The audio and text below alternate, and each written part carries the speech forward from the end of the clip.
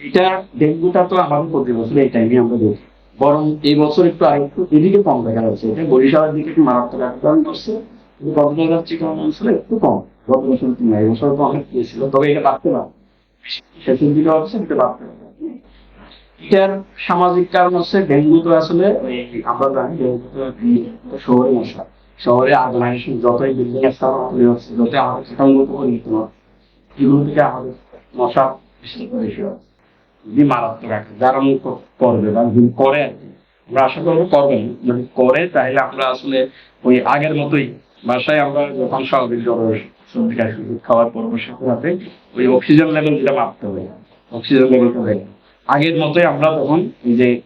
Severity বা moderate যদি pneumonia হয়ে যায় বা শ্বাসকষ্ট শুরু হয়, আমার অক্সিজেন লেভেল যদি 92 বা 90, 92 বা 92 বা এর নিচে যদি বা 90 নিচে যদি নামে, তাহলে আর শ্বাসকষ্ট যদি বেড়ে যায়, যদি কাশি হয় এবং যদি তাদের কিছু কোমরবিক কন্ডিশন যেমন ডায়াবেটিস থাকে, অথবা কিডনির সমস্যা থাকে, হার্টের সমস্যা থাকে, লিভারের সমস্যা থাকে, অথবা উল্টে তাদেরকে আমরা হাসপাতালে ভর্তি রাখার ব্যবস্থা বা প্রত্যেকটা রোগের প্রতিরোধের জন্য আসলে যে লোকাল পপুলেশন বা আমাদের যেগুলো ওই একটু স্বেচ্ছাসেবী ইয়েগুলো আছে তাদেরকে এনকারেজ করে নিয়ে আসেন, এনকারেজ করে প্রতিনিধি পারে। বিশেষ করে যেমন আমরা ওদেরকে সামাজিক গুরুত্ব এবং অন্যান্য স্বাস্থ্যবিধি ওটা আমরা কোভিড এর জন্য করতে পারি। আর এর জন্য এই ডেঙ্গু এবং ডেঙ্গু তো শহরে থাকে, রাজস্থানের রংমকে শহরের এডিস মস্কিটো, সরি মানে এডিস যেটা মস্কিটো,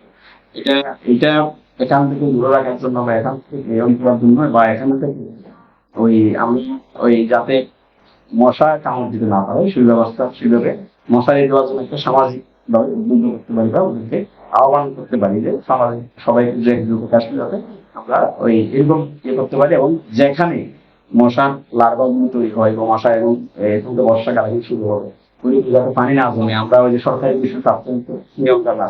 3 দিনের বাথরুমে জমানো পানি যাতে না থাকে, এরকম ডাবের খোসা বা এরকম জায়গায় যেসব জায়গায় হালকা সুস্থ পানি জমে, এই পানিগুলো যাতে আমরা পরিষ্কার পরিচ্ছন্ন রাখি, বাড়ির আশেপাশে আমরা যাতে নিয়মিত পরিষ্কার রাখি, সামাজিক ভাবে সবাইকে এই কাজ করতে হবে।